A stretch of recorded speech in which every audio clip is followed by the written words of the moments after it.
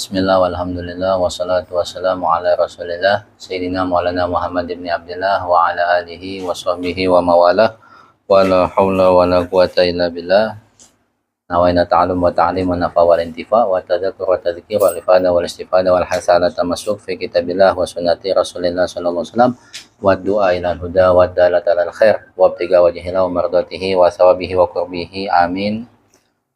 Rabbi syrah li sadri wa yassir li amri wa hlul 'uqdatam min lisani yafqahu qawli wa saddid lisani wa hdi qalbi bi haqqi sayyidina Muhammadin sallallahu alaihi wasallam. Amma ba'd.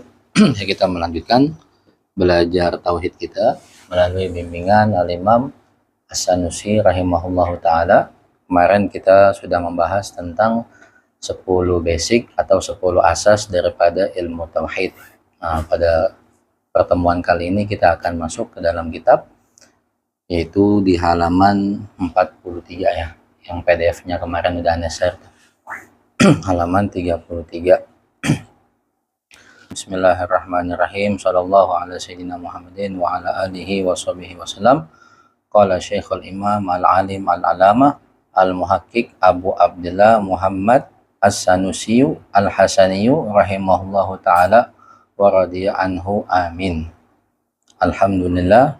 Al-hukmu isbatu amrin aw nafyuhu wa yanqasimu ila salasati aqsamin syar'iyyin wa 'adiyyin wa aqliyyin. Nah, Imam Sanusi pada awal kitab ini beliau menjelaskan tentang hukum, yang mana hukum ini sangat-sangat penting ya, sangat vital sekali, karena mayoritas apa yang akan kita pelajari dalam kitab ini ya berkutat seputar hukum ini. Maka jangan sampai kita salah paham tentang hukum ini. Banyak kelompok-kelompok yang mereka itu gagal dalam memahami hukum ini, akhirnya mereka jadi tersesat, seperti Wahabi, Falasifah, Mu'tazilah. Itu mereka tersesat karena salah dalam memahami hukum ini. Maka hendaknya kita betul-betul memahami apa yang akan kita pelajari ini. Nah, ada kelompok-kelompok yang mereka itu menjadikan hukum adi sebagai hukum akal, seperti Mu'tazilah, begitu juga dengan Falasifah. Mereka salah paham, hukum adat sama mereka dijadikan hukum akal. Nah, apa itu hukum? Di sini Imam Sanusi mengatakan al-hukmu isbatu amrin au nafyuhu. Hukum itu adalah kita menetapkan suatu perkara. Misalnya kita katakan Zaidun qa'imun, Z berdiri. Kita tetapkan si Z itu berdiri. Kita menghubungkan berdiri dengan si Z, berdirinya Z. Karena nggak sama yang namanya berdiri. Berdirinya Z sama berdirinya Bang Pais, sama nggak? Berdirinya Bang Pais dengan berdirinya Abdurrahman, sama nggak? Nggak. Kita tetapkan Z berdiri, Abdurrahman berdiri, Bang Pais berdiri. Ini hukum. Kita menetapkan suatu perkara. Au nafyuhu, atau kita meniadakan perkara tadi. Kita nafikan.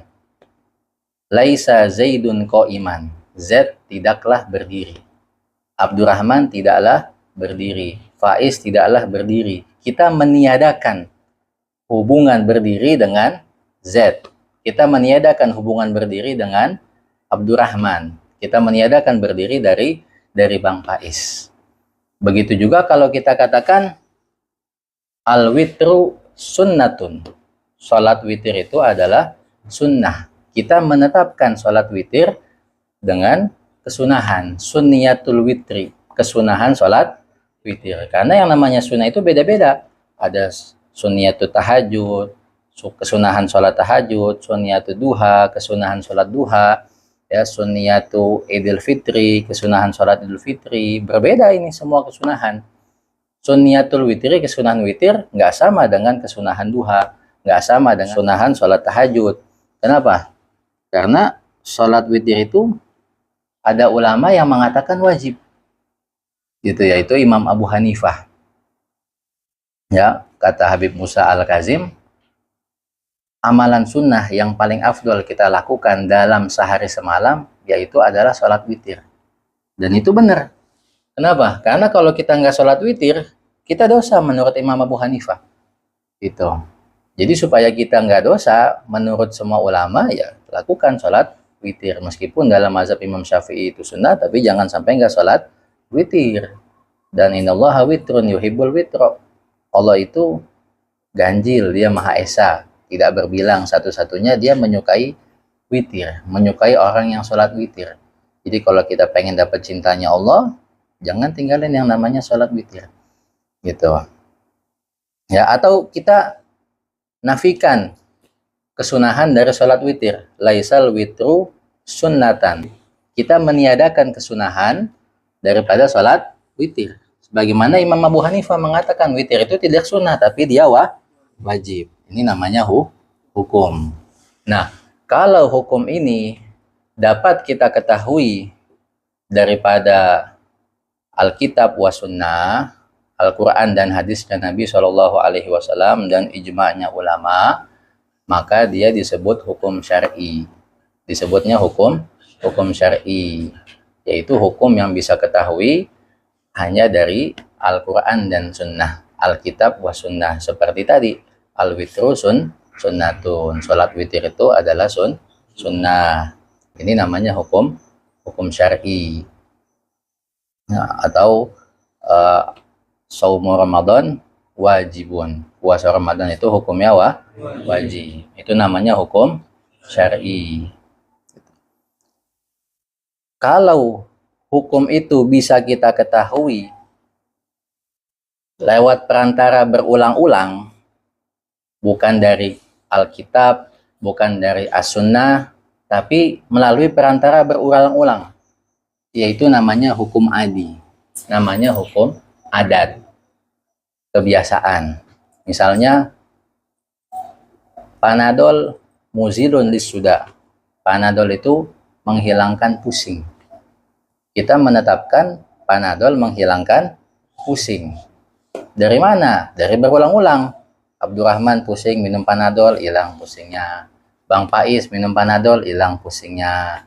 Ya, Rian minum Panadol, pusingnya hilang. Lewat berulang-ulang. Maka kita tetapkan Panadol itu menghilangkan pusing. Makan itu membuat kenyang. Dari mana? Ya dari berulang-ulang. Si Fulan makan dia kenyang, si Fahrul makan dia kenyang.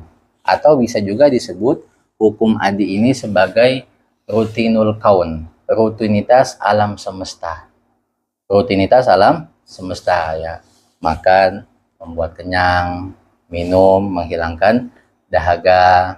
Kemudian matahari terbit dari timur, dia terbenam di barat. Ini rutinitas alam semesta. Pisau itu memotong, api itu membakar, api itu panas, es itu dingin. Dari mana itu semua kita tahu? Lewat perantara berulang-ulang. Itu namanya hukum adi. Hukum adi ini yang menciptakan Allah. Yang menciptakan perbuatan makan ya Allah, yang menciptakan kenyang juga Allah. Ya, api yang menciptakan Allah, panas juga yang menciptakan Allah. Jadi hukum adi ini adalah rutinitas alam semesta yang dibuat oleh Allah Subhanahu wa taala. Allah yang menginginkan rutinitas alam semesta seperti itu. Gitu. Ya, kalau Allah mau bisa untuk Allah patahkan. Karena ini Allah yang buat. Ya. Karena ini Allah yang buat hukum adi ini, kalau Allah mau patahkan yang dia bisa. Kalau Allah ingin merobek hukum adi, ya dia bisa melakukannya. Nah, makanya para nabi itu mereka datang, tanda bukti kebenaran mereka yaitu adalah mukjizat. Mukjizat itu adalah amrun khariqun lil adah. Mukjizat itu perkara yang mematahkan hukum adi, merobek hukum adat. Kayak Nabi Musa bisa membelah lautan, itu kan merobek hukum adi. Kalau kita ketuk tongkat ke lautan bisa nggak terbelah? Nggak bisa. Gitu. Yang namanya api itu membakar. Begitu kan hukum adi. Nabi Ibrahim, mukjizatnya tidak mempan dibakar, Allah patahkan itu hukum adi sebagai bukti kebenaran atas Rasulnya. Gitu. Nabi Muhammad bisa membelah bulan. Nabi Isa bisa menghidupkan orang mati. Jadi kalau Allah mau bisa Allah patahkan. Bisa Allah terbitkan matahari dari barat, terbenam ke timur. Kalau memang Allah menginginkannya. Itu namanya hukum adi. Kita menetapkan sesuatu lewat perantara berulang-ulang. Itu. Nah, kemudian yang ketiga namanya hukum akli, hukum akal. Hukum akal ini adalah bisa kita ketahui ini hukum hanya melalui akal. Bukan dari Alkitab dan Sunnah, bukan dari berulang-ulang, tapi bisa kita ketahui dari akal kita. Gitu. Jadi hukum akal ini tidak ada kaitannya dengan Al-Quran, bukan dari berulang-ulang, ya, tapi bisa kita ketahui dari akal. Seperti 1 tambah 1 itu 2. Dari mana ente tahu 1 tambah 1 itu 2? Ya dari akal ente. Ada memang Al-Quran ngomong 1 tambah 1 itu 2. Ada gak? Nggak ada. Ya. 10.000 itu lebih besar dari 5.000. Dari mana ente tahu? Ya dari akal kita. Gitu. Bukan dari Al-Quran, bukan dari terulang-ulang, tapi dari akal kita. Nah, para nabi, mereka itu datang bukan untuk menghancurkan hukum akal. Jadi kalau ada nabi mengatakan, ada nabi datang kepada ente, aneh adalah seorang nabi, aneh adalah utusan Allah. Mana mujizat ente? Mujizat aneh bisa merubah 1 tambah 1 jadi 2. Nah, ini bukan nabi. Karena nggak ada seorang nabi yang datang untuk menghancurkan hukum akal. Bahkan Allah Subhanahu wa Ta'ala pun tidak akan merubah yang namanya hukum akal. Gitu. Bukannya nggak mampu, tapi kudrohnya Allah ini tidak berkaitan dengan hukum akal ini. Gitu. Misalnya ada orang mengatakan, bisa nggak Allah menciptakan Tuhan yang seperti dia, sama speknya? Menciptakan anak bagi dia, menciptakan istri bagi dia. Adanya sekutu bagi Allah itu mustahil. Adanya anak bagi Allah itu mustahil. Ya, kayak ada orang bilang, duit 5.000 lebih gede daripada 10.000. Ini mustahil secara akal. Nanti hukum akal terbagi, ada wajib, ada mustahil, ada jais. Wajib itu yang tidak mungkin tidak ada, pasti ada. Seperti 1 tambah 1, 2. Ya, 5.000 lebih gede daripada 2.000. Ini wajib akal. Mustahil kebalikannya, yang tidak mungkin adanya. Tidak mungkin. Misalnya 5.000 lebih besar dari 10.000.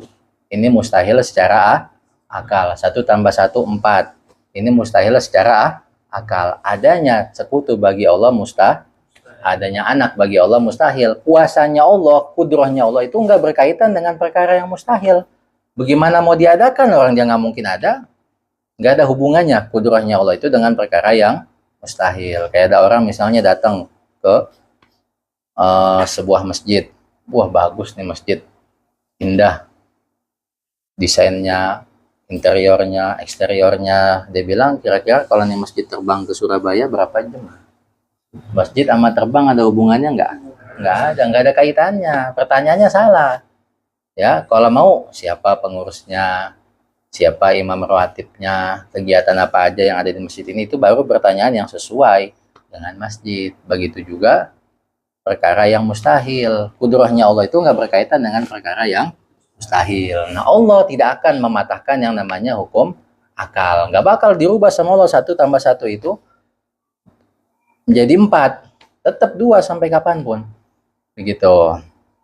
Nah, nanti kalau ada dikatakan sifat yang wajib bagi Allah, berarti itu sifat wajib akli. Bukan wajib harus kita lakukan. Kita lakukan dapat pahala, kita tinggalin dapat dosa, enggak. Tapi wajib akli. Sifat yang tidak mungkin tidak ada pada Allah Subhanahu wa Ta'ala. Seperti Allah itu bako, Allah itu bersifat kekal. Ini harus. Tidak mungkin tidak ada pada Allah Subhanahu. Dia kudro, kuasa. Mustahil dia itu lemah. Nggak mungkin lemah itu ada pada Allah Subhanahu wa Ta'ala. Nah, inilah yang namanya hukum. Jadi hukum itu kita menetapkan suatu perkara atau kita meniadakannya. Itu dia terbagi kepada 3 bagian. Wayan qasimu ila salasati aksamin, terbagi hukum itu kepada 3 bagian. Syar'iyin, yang pertama hukum syar'i, wa adiyin, yang kedua hukum adi, wa akliyin, dan yang ketiga adalah hukum akal. Itu nanti apa itu hukum syar'i, apa itu hukum adi, apa itu hukum akli, akan dijabarkan, akan dijelaskan oleh Imam As-Sanusi di dalam kitab ini. Jadi sangat penting sekali untuk kita mempelajari kitab ini, dan di sini juga Imam Sanusi nanti akan mencantumkan sebab-sebab yang menjadikan kita itu syirik kepada Allah Subhanahu wa taala, dan ada beberapa golongan yang mereka itu salah paham di dalam memahami qada dan qadarnya Allah Subhanahu wa taala. Insyaallah nanti akan kita bahas secara terperinci agar kita semakin mengenal Allah Subhanahu wa taala dan bertambah keyakinan kita, bertambah keimanan kita kepada Allah Subhanahu wa taala, ya. Semoga Allah jaga akidah kita, Allah taala jadikan akidah kita selalu sesuai dengan akidahnya Nabi Muhammad sallallahu alaihi wasallam. Allah wafatkan kita dalam akidah Ahlussunnah wal Jamaah. Amin ya rabbal alamin. Subhanakallahumma bihamdika asyhadu an la ilaha illa anta astaghfiruka wa atubu